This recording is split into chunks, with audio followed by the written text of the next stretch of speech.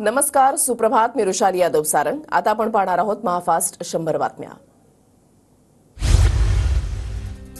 दिल्लीमध्ये अमित शहांच्या निवासस्थानी मुख्यमंत्री फडणवीस आणि जेपी नड्डांची बैठक. फडणवीस शहा नड्डांमध्ये जवळपास 2 तास चर्चा. मंत्रिमंडळ विस्तारावर चर्चा झाल्याची माहिती. मंत्रिमंडळ विस्तारासंदर्भात मुंबईमध्ये आज महायुतीची बैठक होण्याची शक्यता. मुंबईमध्ये तिन्ही नेत्यांची वर्षावर बैठक होणार, सूत्रांची माहिती.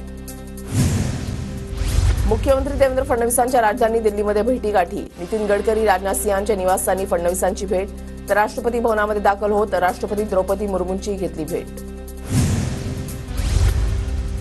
काही खात्यांवर महायुतीमध्ये समन्वय होत नसल्यानं भाजपची ही यादी लटकली. दिल्लीतून अद्याप भाजपच्या संभाव्य मंत्र्यांना विचारणार नाही, सूत्रांची माहिती. शिंदे गटामध्ये इच्छुकांसाठी 2.5 वर्ष मंत्रिपद. इच्छुकांसह नाराजांना थोपवण्यासाठी शिंदेंचा तोडगा. शिंदे गटाला 10 कॅबिनेट तर 3 राज्य मंत्रिपद मिळणार, सूत्रांची माहिती. शिंदे गटामध्ये मंत्रिपदावरून रस्सीखेच. तानाजी सावंत, संजय राठोड, अब्दुल सत्तार, गुलाबराव पाटील आणि केसरकरांच्या नावाला शिंदे गटातूनच विरोध, सूत्रांची माहिती. तर या नावांवर भाजपचाही आक्षेप. भाजपा प्रदेशाध्यक्ष बावनकुळेंची काल एकनाथ शिंदेंसोबत भेट. मंत्रिमंडळ विस्तारावर दोघांमध्ये तब्बल 1 तास चर्चा. तर तिन्ही पक्षांमध्ये समन्वय राहावा यासाठी भेट घेतल्याची बावनकुळेंची माहिती. काही खात्यांवरून माहितीमधल्या असमन्वयामुळे मंत्रिमंडळ विस्तार रखडल्याची चर्चा. अद्याप भाजपची ही यादी फायनल नाही, तर येत्या 1 ते 2 दिवसांमध्ये विस्तार होणार असल्याचा शिरसाटांचा दावा. छत्रपती संभाजीनगरमधील रमेश बोरणारे, प्रदीप जयस्वाल, विलास भुमरेंच्या नावाची चर्चा. अतुल सावे, प्रशांत बंब, शिरसाटांसह इतर नावही चर्चेत. 3 नवीन चेहऱ्यांना मंत्रिपद मिळण्याची शक्यता. शिवसेनेच्या आमदारांनी उपमुख्यमंत्री एकनाथ शिंदेंची भेट घेतली. 2 टर्म मंत्री असलेल्यांना डावलून नवीन चेहऱ्यांना संधी देण्याची मागणी, सूत्रांची माहिती. शिंदेंना गृह खातं मिळावं यासाठीचा आग्रह सोडलेला नाही. आमचा आग्रह कायम असला तरी शिंदे निर्णय घेतील, गुलाबराव पाटलांचं विधान. 14 तारखेला मंत्रिमंडळाचा विस्तार होणार असल्याची जय पवार यांची माहिती. अजितदादांचा नागरी सत्कार करण्यात येणार असून विकास कामं लवकरात लवकर पूर्ण करायची आहेत, असंही केलं वक्तव्य. मवियातील काही खासदार भाजपच्या संपर्कात. भाजप महाविकास आघाडीला धक्का देण्याच्या तयारीत. भाजप महाराष्ट्रामध्ये मिशन लोटस राबवण्याची शक्यता, सूत्रांची माहिती. निवडणूक निकालाला 18 दिवस पूर्ण, तरीही काँग्रेसच्या गटनेत्याची निवड नाही. गटनेता निवडला नसल्यामुळे पक्षातील नेत्यांची अस्वस्थता वाढली, सूत्रांची माहिती. वारंवार ऑपरेशन लोटस राबवून देशामधली लोकशाही संपवायची आहे. जनता यांचा योग्य वेळी बंदोबस्त करेल, विजय वडेट्टीवारांची प्रतिक्रिया.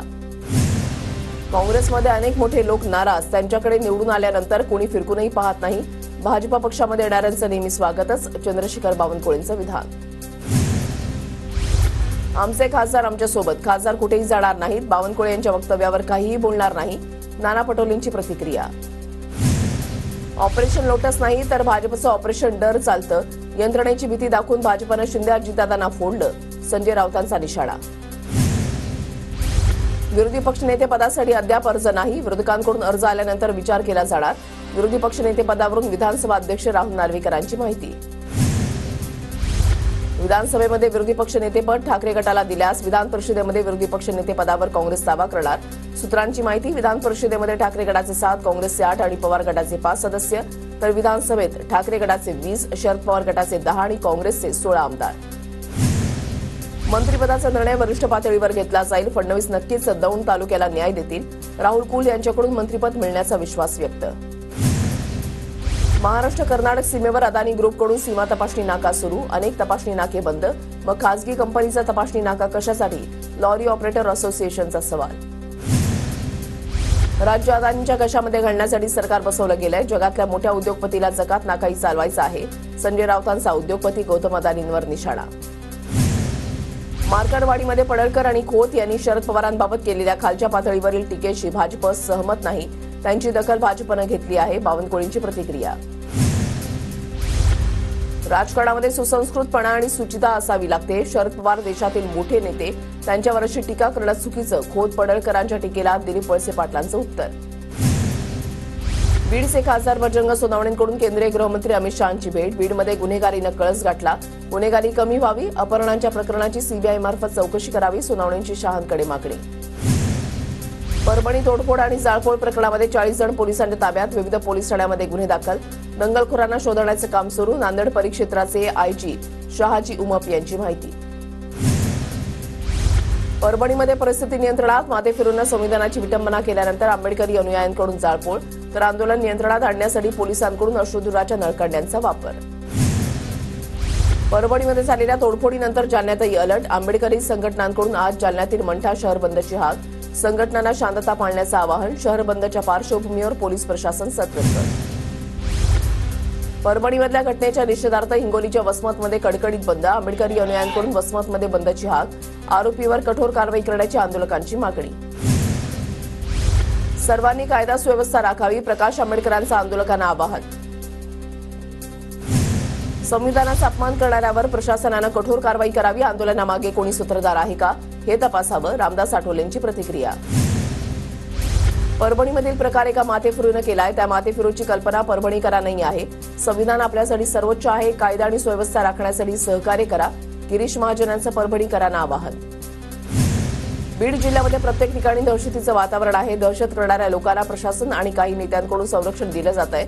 माजलगावचे आमदार प्रकाश सोळंके यांचा निशाणा, तर संतोष देशमुखच्या कुटुंबाला वाऱ्यावर सोडणार नाही, सोळंके यांचं आश्वासन. समाजसेवा करतानाच संतोष देशमुखांचा जीव गेला, संतोष देशमुखांचे बंधू धनंजय देशमुखांची प्रतिक्रिया. अटक करण्यात आलेल्या आरोपींची नार्को टेस्ट करण्याची मागणी. बीडच्या मस्सा चौकमधील सरपंच संतोष देशमुख यांची अपहरण करून हत्या. बीडमध्ये व्यापाऱ्यांसह सामान्य लोकही दहशतीमध्ये, वाल्मिक कराड नावाचा माणूस सर्व घडून आणतोय, शरद पवार गटाचे आमदार संदीप क्षीरसागर यांचा आरोप. मस्साजोग सरपंच हत्या प्रकरण आणि परळीच्या अपहरणाचा तपास विशेष तपास यंत्रणेमार्फत व्हावा, पंकजा मुंडेंची मागणी. फडणवीसांशी चर्चा करणार असल्याची पंकजा मुंडेंची माहिती. मस्साजोगमधील घटनेवर धनंजय मुंडेंची फेसबुक पोस्ट, पोलिसांनी योग्य कारवाई करून दोषींना शासन करावं, या घटनेच्या आडून कोणीही राजकारण करू नये, धनंजय मुंडेंकडून पोस्ट करत आवाहन. पोटचा गोळा गेला, आम्हाला न्याय द्या, संतोष देशमुखच्या आईचा टाहो, मारेकरांच्या फाशीची शिक्षा द्या, संतोष देशमुख यांच्या कुटुंबियांची मागणी. मस्साजोगमध्ये सध्या तणावपूर्ण शांतता. कुर्ला बेस्ट अपघातातील बसच्या आतमधील सीसीटीव्ही व्हिडिओ समोर, अपघातानंतर प्रवाशांमध्ये एकच गोंधळ, धावत्या बसमधून काही प्रवाशांनी उड्या मारल्या.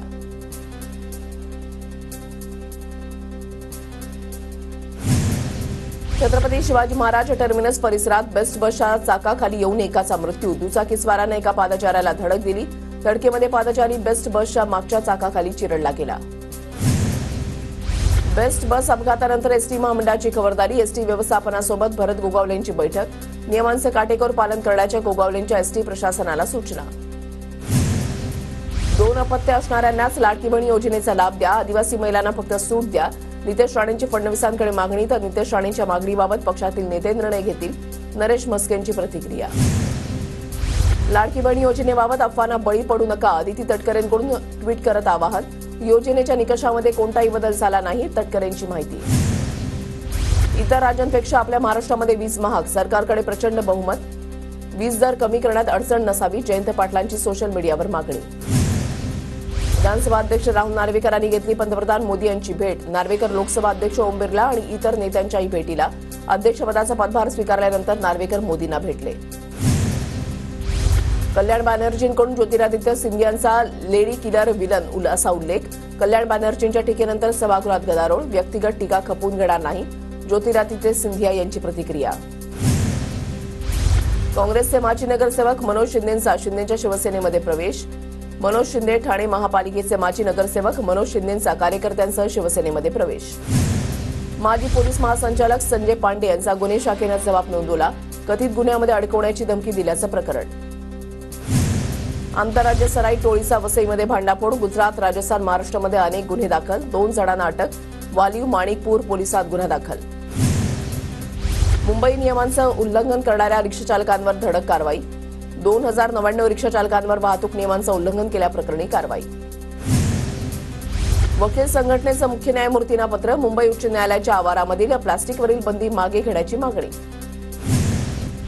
सोलापूरमध्ये रब्बी पेरणीसाठी 15 जानेवारीपासून पाण्याचं आवर्तन सोडण्याची तयारी, 40 दिवस पाण्याचं आवर्तन सुरू राहणार. उजनी धरणामध्ये सध्या 120 टीएमसी पाणीसाठा शिल्लक. जळगावच्या नेरी गावामध्ये मोठ्या प्रमाणात वृक्षांची कत्तल, पर्यावरण प्रेमींकडून संताप व्यक्त, वन विभागाच्या वरिष्ठ अधिकाऱ्यांकडून वृक्षतोडीची दखल घेण्याची मागणी. गोंदिया जिल्ह्यामध्ये अवैध सागवान लाकडाची तस्करी, संदल वेअर हाऊसवर छापा टाकून 3 लाखांचं सागवान जप्त, वन विभागाकडून अधिकचा तपास सुरू. नाशिकच्या लासलगावमधून श्रीलंकेसाठी कांद्याची निर्यात सुरू. कांद्यानं भरलेला पहिला कंटेनर रवाना.